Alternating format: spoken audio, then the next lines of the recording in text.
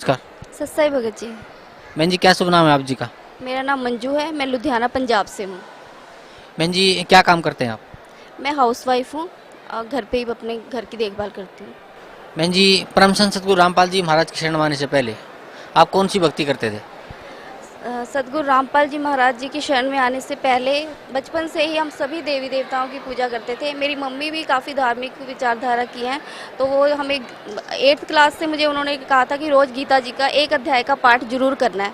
तो मैं वो 8th क्लास से वो रोज़ एक अध्याय का पाठ करती थी। मुझे समझ नहीं आता था, लेकिन मुझे उस अध्याय से ज़्यादा जो उसके बाद में महात्म्य में लिखा होता था, वो उसमें कथा सी आती थी, वो ज़्यादा मुझे समझ आती थी। लेकिन गीता में अध्याय में क्या लिखा होता ये इतना नहीं समझ में आता था।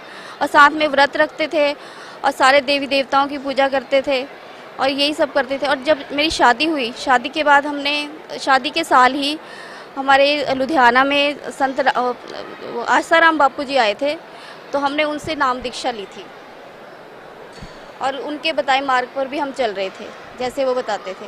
बहन जी, जैसे अभी आप बता रहे थे कि आपने संत आसाराम जी से दीक्षा ली थी, तो संत आसाराम जी ने आपको क्या मंत्र जाप करने के लिए दिया था?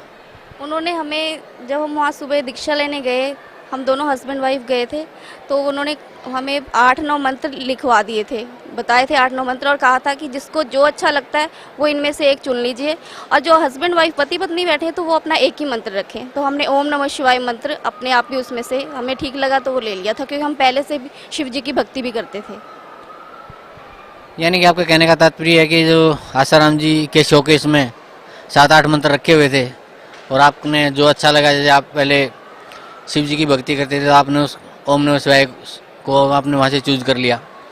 तो बहन जी, जो मंत्र आसाराम जी द्वारा आपको दिया गया था ओम नमः शिवाय, या मैं कहूँगा कि उसके जो शोकेस में 7-8 मंत्र रखे हुए थे उनमें से आपने जो ओम नमः शिवाय चूज किया, उस मंत्र का जाप आपने कितने दिन तक किया? उसका मंत्र का जाप हमने लगभग 10 साल किया, और उस दौरान हमारे मतलब भला तो क्या होना था, मुसीबतें एक के बाद एक आती रही। मतलब उन मंत्रों से हमें कोई लाभ नहीं हुआ। बहन जी, परम संत सतगुरु रामपाल जी महाराज की शरण में आप कैसे आए? सतगुरु परम संत रामपाल जी महाराज जी की शरण में हम ऐसे आए कि 2004 में जब आस्था चैनल पे गुरु जी की सीडी चली थी कुछ दिन, तो एक दिन अचानक ऐसे ही बैठे हुए हमारे भगत जी ने वो लगाया हुआ था टीवी, तो वो चैनल वैसे ही बदल के देख रहे थे, जैसे देखते रहते थे। हम हर संत का भी सुनते रहते थे, बहुत सारे संतों के आते थे प्रवचन, तो अचानक ही गुरु जी का लग गया। तो गुरु जी गीता दिखा रहे थे, उसमें से बता रहे थे उंगली से कि ऐसे ऐसे ये है। तो उनको इंटरेस्टिंग सा लगा, क्योंकि ऐसे कोई बताता नहीं है साथ में ग्रंथ खोल के।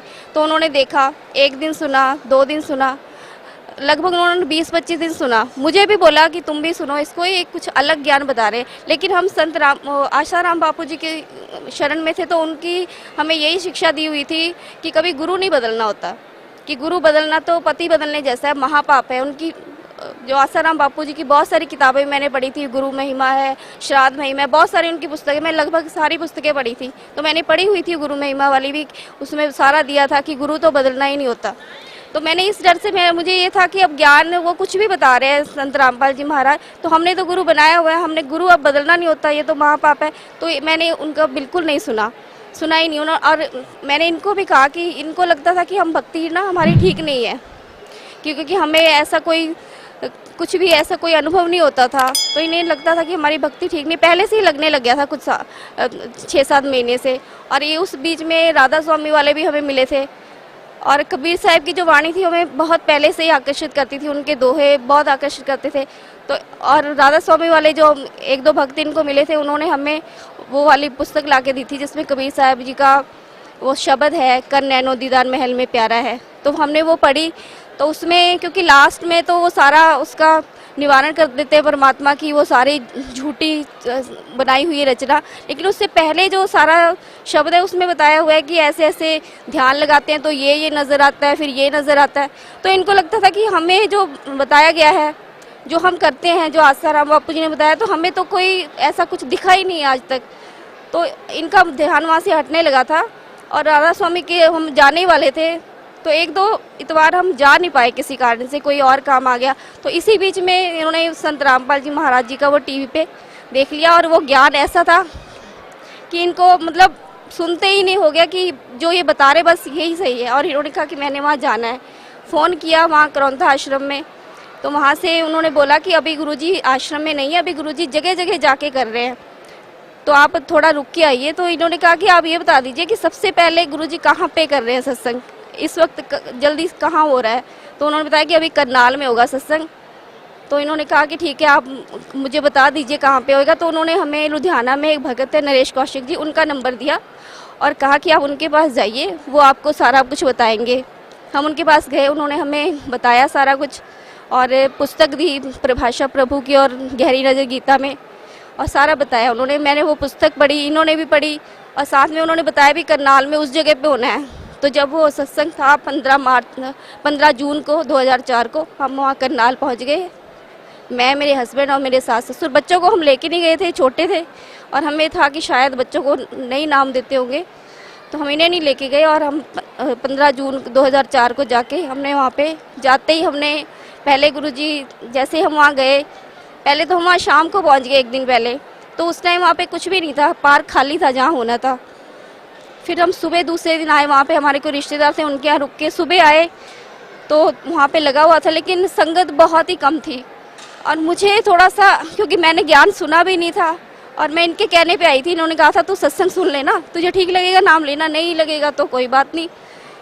तो मैं देखा कि संगत भी कोई ज़्यादा नहीं है, क्योंकि जब आसाराम बापू लुधियाना में कभी कभार आ पाते थे तो इतनी लाखों की भीड़ ऐसे हो जाती थी कि वहाँ पैर रखने की जगह नहीं होती थी। तो मुझे थोड़ा सा लगा कि यहाँ पे संगत भी कोई नहीं है। तो जैसे हम वहाँ गए, गुरुजी सामने से आ रहे थे, उस टाइम तो खैर क्योंकि मैंने ज्ञान नहीं सुना था, ऐसा कोई भाव नहीं था, तो सामने से गुरुजी हंसते हुए आ रहे थे और आके वहाँ गुरुजी का आसन लगाया हुआ था, बैठ गए सोफे पे आके। और मेरे हस्बैंड ने तो जाते ही उन्होंने कर दिया दंडवत प्रणाम की, और मुझे पता भी नहीं था कि ऐसे प्रणाम करते हैं। और मैंने फिर वैसे ही जैसे गुरुद्वारे में मत्था टेकते हैं मैंने भी टेका, और गुरुजी ने हमें पूछा कहाँ से आए हो, तो बताया कि लुधियाना से आए हैं।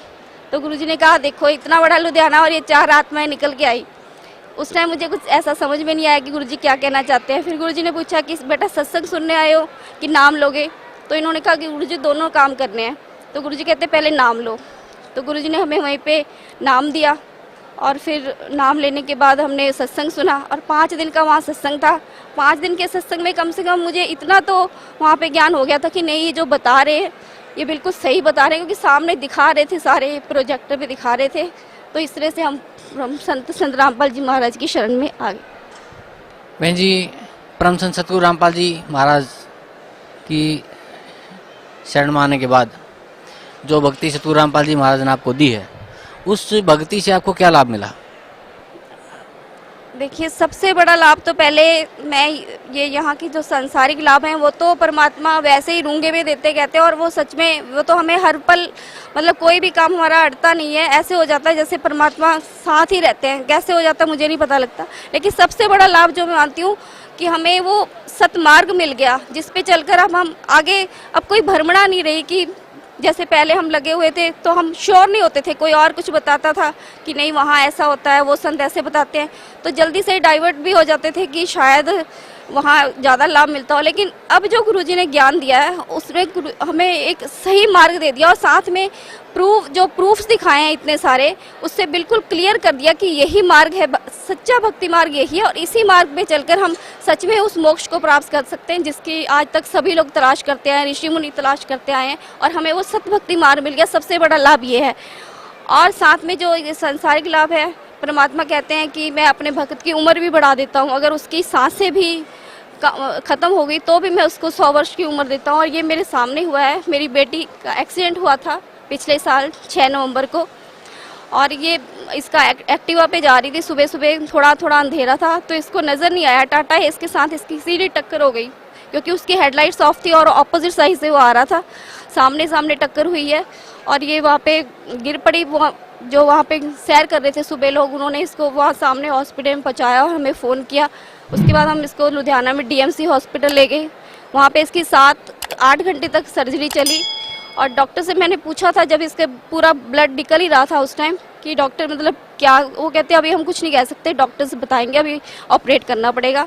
तो उसके बाद शाम को 4 बजे जब ये होश में आई और बिल्कुल ये ठीक थी, और होश में भी बहुत जल्दी आ गई, जबकि डॉक्टर्स ने कहा था कि ये होश में आने पे भी शायद कुछ परेशान करेगी, मतलब एकदम से वायलेंट हो सकती है। इसने कुछ नहीं किया, ये आराम से बिल्कुल उठते ही इसने सबको पहचाना और बिल्कुल ठीक थी। जबकि डॉक्टर्स ने कहा था इसका ब्रेन भी बाहर आ गया था और इसका कोई मेमोरी लॉस नहीं हुआ, पढ़ाई में बिल्कुल तेज है। इसके बाद इसने +2 के पेपर दिए, इसका हाथ भी टूट गया था, उसी हाथ से इसने पेपर दिए हैं सारे अपने, और अपना आगे CA के लिए CPT का टेस्ट भी इसने दिया, वो भी इसने क्लियर कर लिया, बिल्कुल ठीक है। और परमात्मा के पास सब जब इसको लेके आए, हाँ, तो 10-15 दिन के बाद हम इसको लेके आए थे यहाँ पे, तो परमात्मा ने इसको बताया कि बेटा तेरी उम्र जो थी, आयु उतनी ही थी, तेरी सांसें ख़त्म हो गई थी और ये आगे अब परमात्मा ने आपकी उम्र बढ़ाई है। तो मालिक ने जो कहा वो हमारे सामने बिल्कुल मालिक जो कहते हैं वही करते हैं। और एक जैसे मतलब जब हमने नाम लिया था तो गुरुजी ने जो ज्ञान दे दिया था, उस ज्ञान पे तो कोई शक की खैर गुंजाइश थी नहीं, क्योंकि वो तो सामने दिखा दिया। लेकिन जो पुराने भगत हमें मिलते थे तो वो बताते थे हमारे साथ ऐसा हुआ कि गुरुजी ने हमारे ये चीज़ बढ़ा दी, ऐसे बढ़ गया, हमारे घर में पैसे बढ़ गए, तो मुझे पूरा, ये नहीं मैं कहती थी कि ऐसा नहीं हुआ होगा, लेकिन मुझे ये होता था कि मेरे सामने तो नहीं हुआ ऐसा, कभी भी कुछ बढ़ गया हो अपने आप, पूरा मुझे वो नहीं होता था। तो एक बार जब गुरुजी 2008 में जब आए थे रोहतक जेल से वापस, तो उसके बाद हम गुरुजी से मिलने गए थे। तो गुरुजी तब टॉफ़ियों का प्रसाद देते थे, ऐसे उठा के तब गुरुजी दे देते थे। तो टॉफ़ियों का प्रसाद गुरुजी ने दिया, तो प्रसाद ले लिया मैंने, वो बस उसके बाद हम घर चले गए। तो मुझे याद नहीं आया कि प्रसाद लिया है। दूसरे दिन मुझे याद आया, उसमें से ये बच्चों ने क्या करा कि सारी टॉफ़ियाँ निकाली, और 5 घर में बड़े 5 जने थे और 5 ही रखी बस। कहते हमने 5 टॉफ़ियाँ आपकी रख दी प्रसाद की, बाकी हमने खा ली। मैंने कहा ठीक है। और दूसरे दिन मुझे याद आया कि मैंने प्रसाद दिया था गुरुजी ने, हमने लिया भी नहीं। तो मैं निकाल के लेके आई, तो मैंने एक टॉफ़ी अपनी सास को दी, एक ससुर जी को दी, और एक टॉफ़ी हमारे घर में नानी जी आई हुई थी उनको दी, और एक टॉफ़ी जो थी वो ये बच्चे देखने लगे कि हमारा प्रसाद। मैंने कहा तुमने खा लिया था, कहते नहीं अब हमें, मैंने कहा चलो एक ये आधी आधी खा लो तुम, और एक टॉफ़ी अब ये मेरा प्रसाद है, ये मैं किसी को नहीं दूंगी। कहते ठीक है। इन्होंने आधी आधी मैंने इनको दे दी। तो ऐसी मेरे देवर का बेटा आया था, मुझे याद नहीं था, वो खैर कभी कभी आता है, वो बैठा था ड्राइंग रूम में, तो उसने आवाज़ मारी कि मैं भी हूँ। मैंने कहा अच्छा तू भी है, चल। मैंने कहा आज आधी आधी ले लेते इसमें से हम दोनों। तो मैंने वैसे मेरे पास आके बैठ गया, और मैंने रैपर समेत टॉफ़ी तोड़ के खोल के आधी उसके मुंह में डाली, और आधी में ऐसे ही सामने टीवी पे वैसे ही चल रहा था कि लॉबी में बैठे हुए थे, तो मैं ऐसे ही टॉफ़ी खोल के आधी अपने मुंह में डालने लगी। तो जैसे यहाँ तक लाई तो मेरी नज़र पड़ी, वो टॉफ़ी बिल्कुल पूरी हो गई थी। मैंने सबको दिखाई, सारे वहाँ पे जो बैठे थे, 1 सेकंड में मैं ऐसे देखा, मैंने सबको कहा कि मम्मी ये टॉफ़ी पूरी कैसे हो गई। वो एकदम से वो टॉफ़ी परमात्मा ने वो प्रसाद बढ़ा दिया, पूरा कर दिया। और मेरे को उस दिन के बाद कभी मतलब कोई भी कुछ कहता तो कभी जो कमजोरी थी वो बिल्कुल मालिक ने निकाल दी कि परमात्मा सब कुछ बढ़ा सकते हैं, वो कुछ भी कर सकते हैं, कुछ भी असंभव नहीं है परमात्मा के लिए। ये एक छोटा सा चमत्कार था, लेकिन इसने मेरा जीवन बदल दिया और मेरी जो भक्ति थी वो दृढ़ कर दी। बहन जी, पहले आप बता रहे थे जैसे पहले आप संत आसाराम जी से जुड़े हुए थे और उनके द्वारा दिए हुए मंत्र का आपने जाप किया, आपको कोई लाभ नहीं मिला। उसके बाद परम संत सतगुरु रामपाल जी महाराज से आपने नाम उपदेश लिया, तो बता रहे हैं कि आपको सबसे बड़ा आध्यात्मिक लाभ हुआ। आपको पता चला किसकी भक्ति करनी चाहिए, कैसे भक्ति करनी चाहिए, हमें मोक्ष कैसे प्राप्त होगा। और दूसरा, आपकी जो बेटी थी उसका इतना एक सीरियस एक्सीडेंट हो गया, आप बता रहे हैं कि उसकी ज़िंदगी ही नहीं थी, तो संत रामपाल जी महाराज ने उसको जीवन दान दिया। और फिर आप बता रहे हैं कि आपके अंदर जो एक त्रुटि थी कि परमात्मा क्या कर सकता है क्या नहीं कर सकता, आपके बिल्कुल हाथ में उन्होंने, चलो एक माइन्यूट सी बात लगती है लेकिन एक बहुत बड़ी मतलब घटना है। इसको भगत समाज एक उसको ये पूरे भगत समाज के लिए बहुत बड़ी घटना है कि एक टॉफ़ी का प्रसाद आधी टॉफ़ी को पूरा कर देना, आपको ये बिलीव दिलाना कि yes I am God and I can do everything. तो एक बहुत बड़ी घटना भी है ये। तो मैं आपसे रिक्वेस्ट करता हूँ कि भगत समाज को आप क्या संदेश देना चाहते हैं? भगत समाज को मैं यही संदेश देना चाहती हूँ कि अब परमात्मा धरती पर आए हुए हैं और सारे वो जो भी बता रहे हैं प्रूफ के साथ बता रहे हैं। सारे वेद उन्होंने खोल दिए, सारे पुराण खोल दिए, गीता जी जितने भी हमारे ये पवित्र शास्त्र हैं इन सबको परमात्मा दिखा रहे हैं और प्रोजेक्टर पे दिखा रहे हैं कि देखो हमारे वेद कहते, ये पुराण गीता जी ये सब ये कहते हैं। और जो संत बाकी संत बता रहे हैं वो ये बता रहे हैं। आप खुद सारे जो लोग हैं, जितने भी भक्त समाज में भी लोग हैं, सब पढ़े लिखे हैं, ये खुद निर्णय कर सकते हैं कि कौन सही बता रहा है और कौन गलत बता रहे हैं। तो मेरी भक्त समाज से यही प्रार्थना है कि जल्दी से जल्दी, जितना जल्दी हो सके परमात्मा की शरण में आइए, क्योंकि ये समय बीता जा रहा है और ये दोबारा ये जो भक्ति युग है, ये अभी बिल्कुल पीक टाइम आया हुआ है भक्ति युग का, और इस टाइम जो मौका चूक गए तो फिर ये दोबारा, ये पता नहीं कब, लाखों वर्षों बाद फिर कब कलयुग में जाके दोबारा मौका मिलेगा। तो बिल्कुल भी अब विलम्ब ना करें। और भक्त समाज से मेरी यही प्रार्थना है कि सतलोक आश्रम बरवाला, जिला हिसार, हरियाणा में आएँ और संत रामपाल जी महाराज जी से नाम दीक्षा लेकर अपना उद्धार करवाएं। जी धन्यवाद आपका, बहुत बहुत धन्यवाद। क्या शुभ नाम है गुड़िया आप जी का? मालविका। गुड़िया कहाँ से आए आप? लुधियाना से। कौन सी क्लास में पढ़ते हैं आप? मैं कॉलेज में जाती हूँ और सीए कर रही हूँ। गुड़िया, परम संत सद्गुरु रामपाल जी महाराज की शरण माने से पहले आप कौन सी भक्ति करते थे? छोटे से ही मेरे दिमाग में ये होता था कि हम कहाँ से आए हैं और हम कहाँ जाएंगे, लेकिन किसी के पास इस चीज़ का आंसर नहीं मिलता था। और मैं हनुमान जी की ही भक्ति करती थी छोटे से ही। तो जब आप हनुमान जी की भक्ति करते थे at the very from beginning, तो उस भक्ति से आपको क्या लाभ मिलता था? जी देखिए, जब हम छोटी उम्र के थे तभी हम संत रामपाल जी महाराज जी के पास आ गए। तो जब हनुमान जी की भक्ति करती थी तब बहुत ही छोटी होती थी, तो लाभ हानि का कुछ पता नहीं चलता था। पर जैसे ही संत रामपाल जी महाराज जी के पास आए तब पता चला कि असली लाभ होता क्या है।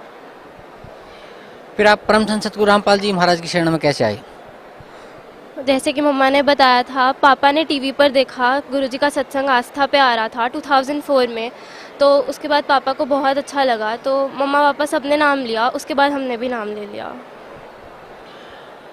गुड़िया, परम संत सद्गुरु रामपाल जी महाराज से नाम उपदेश लेने के बाद आपको क्या लाभ मिला? जी लाभ बहुत ज़्यादा मिले हैं। सबसे बड़ा तो आध्यात्मिक लाभ मिला कि हमें वो रास्ता मिल गया जिसे हम छोटे से ढूंढ रहे थे, वो हमें मिल गया। और फिर उसके बाद मेरा बहुत ज़्यादा मेजर एक्सीडेंट हुआ पिछले साल नवंबर में, और मेरा ब्रेन बाहर आ चुका था। और उस टाइम मेरी 8 आवर्स की सर्जरी चली और 3 डॉक्टर्स की टीम ने ऑपरेट किया, और कुछ पता नहीं था कि मैं बचूंगी कि नहीं।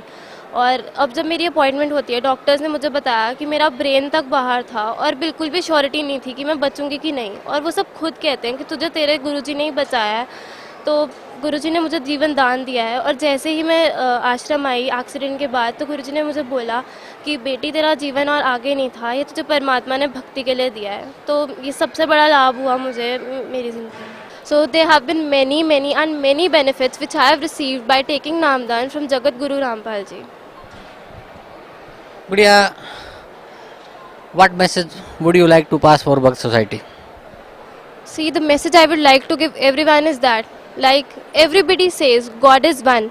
So I would like to tell you that one is just right here in Satlok Ashram Barwala, waiting for his children to come to him and go back to the place from where we've come from, that is Satlok. तो जितनी जल्दी हो सके अपना समय को ना गवाते हुए जल्दी से यहाँ पर आएँ और संत रामपाल जी महाराज जी से उपदेश लें, जो कि स्वयं कबीर परमेश्वर आए हुए हैं, और अपने जीवन को सफल बनाएं। Thank you so much.